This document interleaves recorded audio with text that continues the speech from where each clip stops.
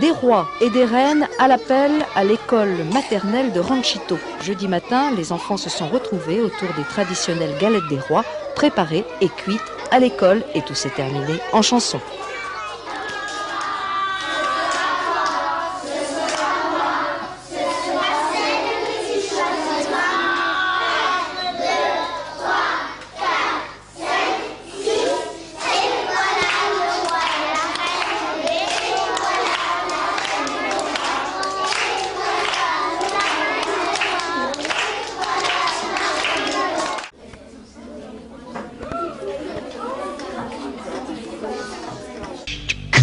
Ce cahier des années 58-59 et l'écriture, cette écriture-là, c'était l'écriture de Madame Bodino que beaucoup d'enfants de la maternelle d'il y a une trentaine d'années connaissaient bien puisque c'était leur professeur et leur directrice d'école. Et puis Nice Matin parlait à l'époque d'une fête, de cette fête de Noël avec le Père Noël en disant le Père Noël a bravé les inondations, nous étions en 58, de ces derniers jours pour se rendre à la Boca et distribuer jouets et friandises aux enfants les plus sages de la maternelle. Alors, Monique Blanqui, vous étiez élève et maintenant vous avez le privilège d'être directrice de cette école de la Boca, Boca Centre. Ça a changé depuis 30 ans, 33 ans. Écoutez, le Père Noël, toutes les années, nous rend visite quand même. C'est certain, l'école s'est agrandie puisque la population a augmenté, mais nous gardons toujours les mêmes festivités aux mêmes périodes de l'année. Et Boca Centre, c'est une très vieille école, c'est l'une des plus vieilles écoles de Cannes. L'école primaire a été fondée en 1894 et il y avait en 1922, c'est certain, déjà 2 classes de maternelle qui fonctionnaient. Ce qui était beaucoup pour l'époque. Oui, pour l'époque, oui, accueillir des enfants, mais c'était des enfants d'ouvriers et de manufacturiers, donc il fallait absolument les accueillir. Et donc c'est à cette occasion qu'ont été ouvertes ces 2 classes. Alors, vous êtes directrice d'école et puis également vous enseignez, vous apprenez aux plus petits, à la maternelle, aux enfants de la maternelle, comment l'apprentissage de l'écriture, comment reconnaître une fleur d'une autre, enfin plein de choses qu'on a un petit peu oubliées, c'est un peu dommage. Actuellement, vous avez combien d'enfants dans cette école? 210 enfants. 210, et dans votre classe? Et dans ma classe, j'en ai 31. 31, et à l'époque? À l'époque, alors... au tout début, c'était donc une simple garderie, l'école maternelle. Donc les enfants étaient très nombreux, entre 50 et 60. Et puis le nombre a été restreint vers 1860 à peu près, où il n'y en avait plus que 45 quand même par classe. Ce qui est beaucoup quand même. Oui. Et une nouvelle période nous a permis d'arriver à 35 élèves par classe, ce qui a été déjà... une grosse partie acquise, et maintenant nous sommes entre 30 et 35 par classe. Ce qui était un petit peu plus normal, disons. C'est un peu plus normal, mais disons qu'avec la nouvelle pédagogie que nous lance M. Jospin, ça va être très très dur pour les enseignants. Quelle va être cette politique lancée par l'Éducation nationale? Eh bien, c'est un système très très intéressant. Nous allons prendre au cas par cas, c'est-à-dire que l'individu dans la classe va être un tout. Seulement, nous nous faisons beaucoup de soucis, car 30 enfants dans une classe et une maîtresse là... Quelle va être la formule, alors? Parce qu'il va bien falloir trouver une formule. Bien sûr, nous allons fonctionner par groupe, et comme ça se fait depuis quand même pas mal de temps, et nous allons essayer vraiment de faire des schémas, Nous aurons l'occasion d'en reparler, mais enfin, c'est vrai que 35 enfants et avoir un enseignement très individualisé, c'est pas évident. Mais nous en reparlerons. Restons un petit peu dans le passé, revenons un petit peu à l'histoire de cette école de Boca Centre. Donc, il y a eu des transformations, j'imagine, depuis 33 ans. Bien sûr, déjà, la maternelle se situait dans l'école primaire. L'école primaire, en flanc, elle aussi, il a fallu donc déménager, traverser la rue. Et donc, nous sommes installés ici depuis 1960-61. Nous fêtons cette année le 30e anniversaire de l'école. Et donc, depuis, l'école s'est agrandie d'année en année. De 5 classes, nous sommes passés à 7. Et un remodelage est prévu pour dans à peu près 4-5 ans.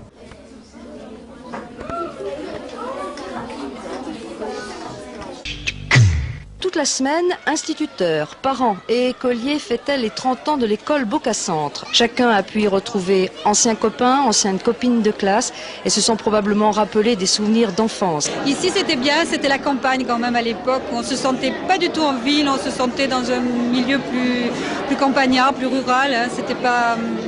C'est pas comme maintenant, maintenant c'est le centre-ville pratiquement. Quel est le plus beau souvenir que vous ayez de cette période-là ? L'insouciance, surtout de l'enfance, et puis la fête qu'on avait fait. On avait fait la fête de fin d'année avec des costumes qui étaient très très jolis, très beaux, et de se déguiser, c'était quelque chose d'extraordinaire.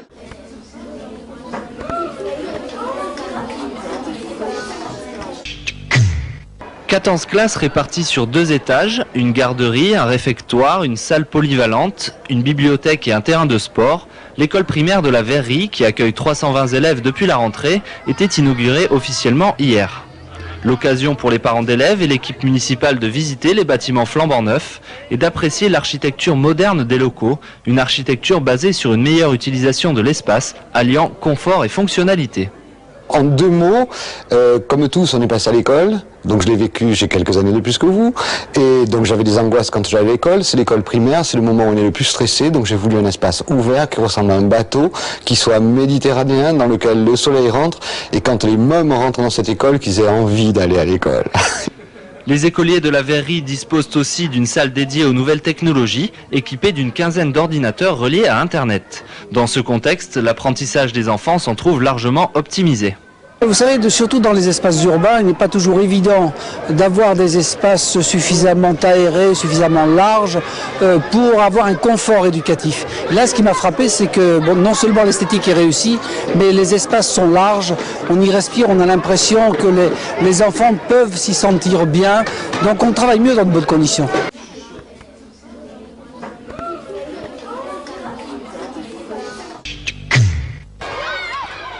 Il sévit toutes les semaines avec sa revue de presse sur France 3. Christian a décidé d'apprendre ici aux enfants l'art du dessin.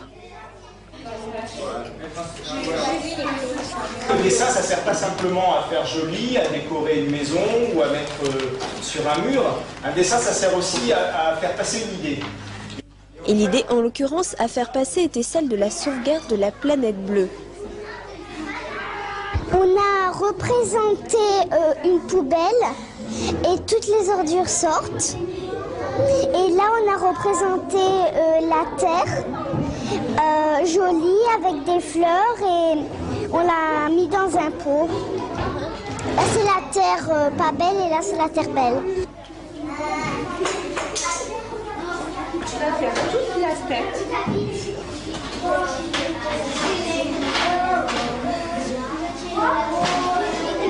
Nous avions commencé à travailler sur l'environnement quand on a su qu'il fallait, qu'on nous proposait de faire des affiches sur l'environnement. Donc nous avons d'abord fait un travail en géographie sur l'eau, le cycle de l'eau. Et c'est suite à ça, suite aussi aux pluies qu'il y a eu à l'automne, qui ont permis aux enfants de voir la Frayère qui débordait, qui transportait beaucoup d'ordures. Donc comme nous allions tous les mardis à la lutte, et que nous passions sur le pont de la Frayère, ça a été l'occasion à chaque semaine de constater ce que transportait la rivière et de faire un travail sur toutes ces ordures qui étaient transportées. Donc dans le cycle de l'eau, ça a été la suite logique et nous avons en préparation une visite de la station d'épuration de Mandelieu. Donc tout se tenait un petit peu et c'est venu normalement sans qu'il faille pousser les enfants. Par contre, le travail sur le feu, ça a été suite aux incendies qu'il y a eu aux immeubles à côté de l'école. Beaucoup d'enfants habitent ces immeubles et ils ont vu, c'était au mois d'août je crois, les hélicoptères, les avions avec les retardants, il y a encore les traces sur les arbres. Donc c'était très vivant dans leur esprit.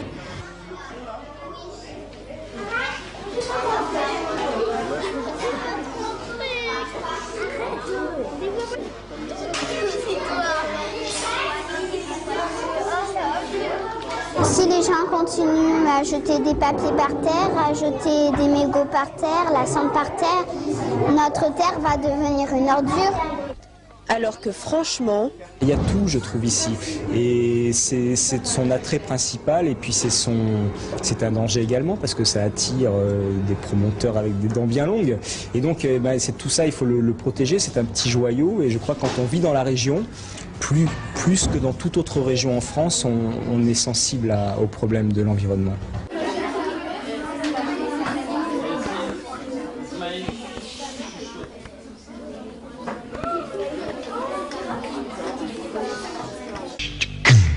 Le recteur d'académie de Nice et le maire de Cannes sont venus inaugurer une classe d'intégration ouverte à l'école primaire de la Frayère. Ils bénéficient également au cours de la semaine de soins. Ces soins leur sont prodigués par des médecins, une équipe médicale à Page qui est constituée d'un médecin psychiatre, d'une psychologue, d'une orthophoniste. Sur le plan scolaire, ce sont des enfants qui ont un retard scolaire et que nous essayons de combler. Certains de ces enfants-là savent déjà lire, écrire et compter, mais nous essayons donc de les faire progresser pour les amener à un cursus scolaire normal dans l'avenir. Avec les autres enfants, ça se passe très très bien. Dès la rentrée, ça s'est bien passé. Nous avons expliqué aux enfants que de nouveaux élèves viendraient à l'école, qu'ils participeraient avec eux à certaines activités. Donc, dans le projet d'intégration de ces enfants, nous incluons obligatoirement la cantine. Donc, ça a été le premier vrai contact. Et ce que nous pratiquons depuis les vacances de Toussaint également, c'est une intégration à temps partiel pour certains enfants de la classe d'intégration. C'est-à-dire qu'en fonction de leur niveau scolaire, nous les intégrons pour certaines matières, certains pour une demi-journée, certains pour des temps plus courts, dans les classes dites ordinaires. L'école montre qu'elle est capable d'accueillir des élèves en très grande difficulté, des élèves qui sont frappés par le destin, qui ont un handicap, et elle démontre qu'il est possible non seulement de les accueillir, mais de les conduire sur les chemins du savoir, du savoir-faire et de l'autonomie. Nous montrons qu'il n'y a pas d'exclusion. À noter qu'une autre classe a été ouverte à l'école des Pibouls à Cannes, qui accueille des enfants handicapés moteurs.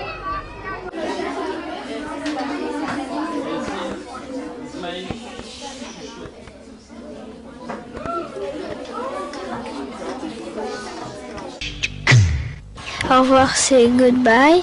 Puis après... Selena est en classe de CE2, elle étudie l'anglais depuis le cours primaire à raison d'une demi-heure par semaine, de quoi la sensibiliser à l'apprentissage d'une langue étrangère. Mais Selena et ses camarades sont des élèves privilégiés, leur école n'a pas attendu la réforme langue pour proposer des cours d'anglais.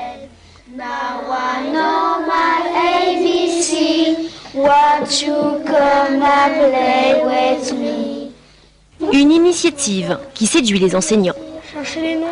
La formation en anglais était un peu insuffisante, en général en France. Une demi-heure, c'est pas suffisant. Donc je pense que d'initier les enfants très petits, c'est très positif parce qu'ils seront dans le bain de l'anglais ou d'une autre langue d'ailleurs, parce que ça pourrait être aussi bien l'italien ou de l'allemand suivant la région que l'on habite. Le directeur de cette école privée a même le projet d'expérimenter dès le mois prochain une option bilingue destinée aux moyennes sections de maternelle au programme 3 heures d'anglais par jour. Les freins de cette expérimentation sont bien sûr des moyens matériels beaucoup trop réduits, puisque c'est l'établissement qui prend intégralement en charge cette spécificité. Avec l'espoir de la reconnaissance de l'éducation nationale, de cette dimension internationale, et d'obtenir des moyens. L'école projette aussi la mise en place d'une initiation à l'italien pour les élèves de dernière année de maternelle, des rêves en rose. Mais pour la plupart des écoles publiques, le tableau est plus noir. À l'école des Mûriers, on enseignait l'anglais en CM1 et CM2 l'année dernière, mais depuis la rentrée, plus rien du tout. Vous savez que Langue veut étendre les langues jusqu'au cours préparatoire, et donc cette année, ils voulaient l'étendre, donc ils continuaient, ils voulaient l'étendre au CE2. Voilà, donc c'est ce qui nous fait un petit peu souci. Puisque, bon, en ce qui nous concerne, donc, nous avons 2 classes dans chaque niveau, et nous avons à l'heure actuelle aucun professeur. Pour l'heure, l'inspection académique effectue le recensement des professeurs habilités à enseigner une langue étrangère dans les petites classes, selon les besoins de ces dernières, une étape essentielle afin que la réforme langue soit un succès.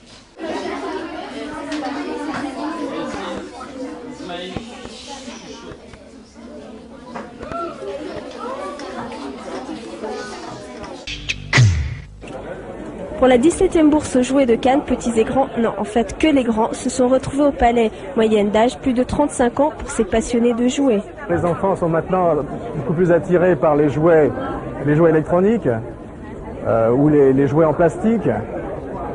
Et nous, nos jouets, ce sont des jouets en tôle, des jouets anciens, qui font appel chez le visiteur à la nostalgie que certains peuvent avoir de leur enfance. Il faut dire que la passion coûte cher et l'on est prêt à tout pour obtenir la perle rare.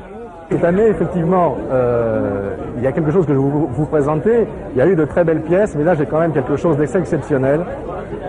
C'est une boîte de pompiers. Une boîte de pompiers qui a plus d'un siècle. Vous avez donc les pompiers eux-mêmes et les véhicules.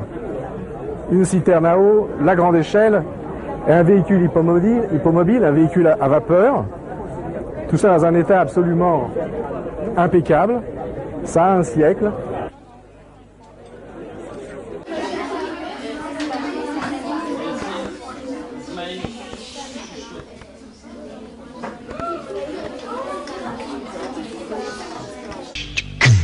Cela faisait 3 ans que les travaux avaient commencé et l'on attendait avec impatience la nouvelle maternité des Broussailles. Cette maternité, c'était presque une grossesse nerveuse au point de vue travaux. Il y a des années qu'on essaye d'extraire quelque chose de confortable. Il a fallu plusieurs directions, il a fallu plusieurs municipalités. Et en fait, l'enfant est très bon. Consacré 1,5 million de francs pour l'humanisation de cette maternité. Vous avez pu constater qu'elle est tout à fait agréable, elle est choisie, et maintenant nous avons des chambres à 1 lit, des chambres à 2 lits avec cabinet de toilette, enfin toute l'hôtellerie moderne que maintenant les gens souhaitent et réclament, ce qui est normal. Et puis nous offrons également une sécurité importante puisque nous avons 29 agents dont 9 sages-femmes disponibles 24 heures sur 24, et puis nous avons 3 médecins temps plein, sans compter un anesthésiste pour en cas de besoin bien sûr, et le service de réanimation néonatale qui est tout proche. Donc l'hôtellerie plus la sécurité, je crois que maintenant on peut, je crois, être fier de notre nouvelle maternité. D'autre part, pour faire face à l'augmentation d'activité de l'hôpital, 7 millions de francs de travaux ont été effectués cette année. Des postes ont été créés, 209 au total, et des crédits débloqués. Il faut dire que l'hôpital de Cannes est l'un des plus vieux de la région. Réalisé en 1945, aujourd'hui on se tourne donc vers l'avenir, c'est-à-dire le nouvel hôpital.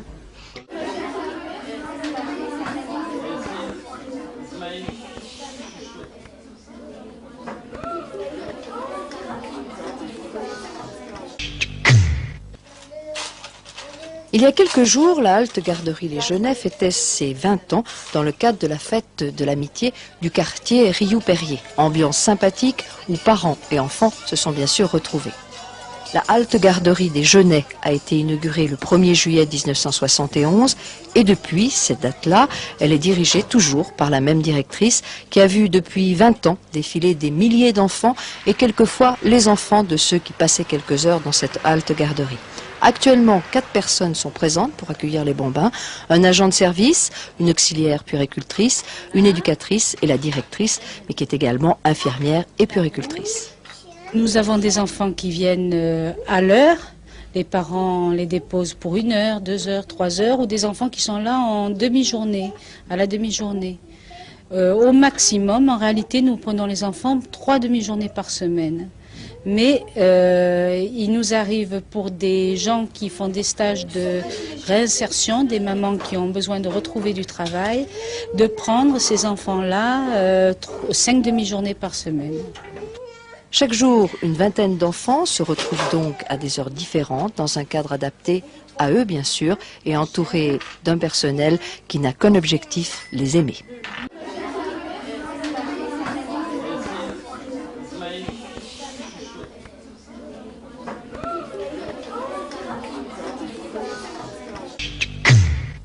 La caravane passe et s'arrête à Cannes. Depuis plusieurs jours, une campagne d'hygiène bucco-dentaire est lancée dans les écoles. Une caravane se rend dans chaque établissement scolaire et tous les élèves sont examinés par des dentistes. Il y a quelques jours, c'était à l'école des Mûriers.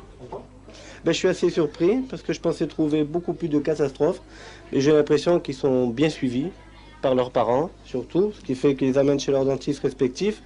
Et on a une hygiène, ma foi, plutôt bonne que mauvaise. Alors, je suis assez surpris. Après les conseils que vous leur donnez, est-ce qu'ils suivent, est-ce qu'ils vont...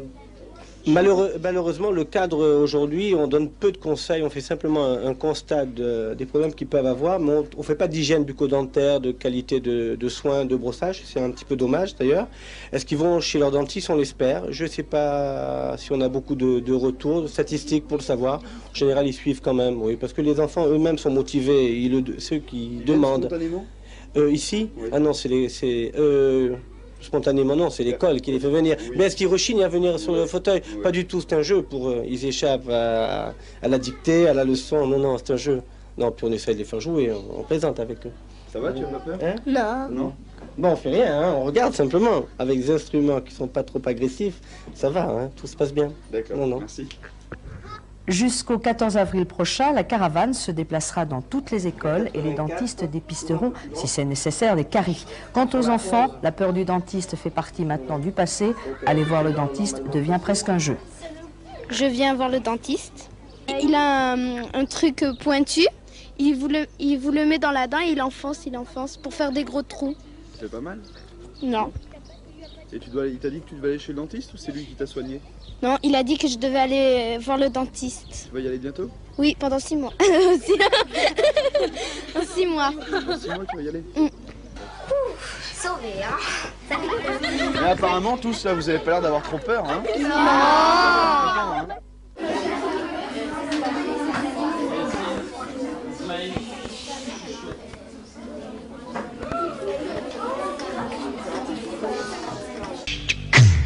Les patates et les petits pois, et je regarde les papillons.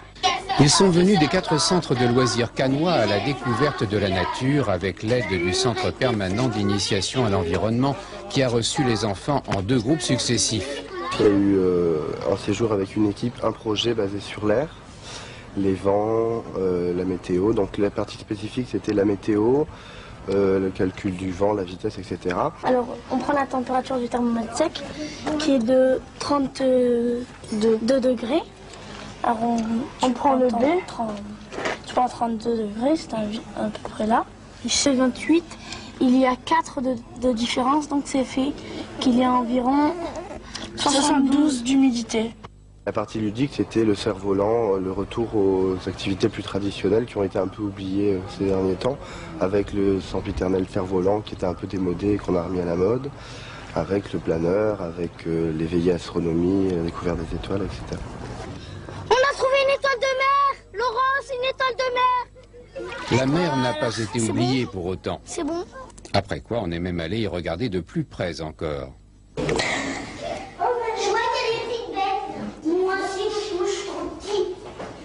Mais une île, c'est quand même aussi la terre, et une terre préservée, que l'on a observé plus spécialement la semaine suivante. Et les deuxièmes, ça s'appelle les pieds sur terre. C'est sur la partie spécifique, c'est la découverte des traces d'animaux dans la forêt de l'île et le potager. Alors ça va, qu'est-ce que tu viens de planter là? J'ai planté du maïs. T'as déjà mangé du maïs? Oui. Tu sais comment c'est fait, l'épi de maïs? Non. T'as jamais vu? Non. Alors quand tu le manges, c'est dans une boîte ou? C'est pas dans une boîte, c'est dans la salade. Et sur une partie ludique, c'est la terre en tant que support pour des jeux. La terre en tant que sol. Donc on fait beaucoup de courses, d'orientation, on a fait des jogging, on fait un peu des balades et on fait de la constitution de faux herbiers, où l'enfant s'invente sa plante. Pourquoi, dis-moi, pourquoi t'as appelé ça la fleur lune? Parce que ça c'était en forme de lune. Et après j'ai rajouté des nuages, après des étoiles en dedans.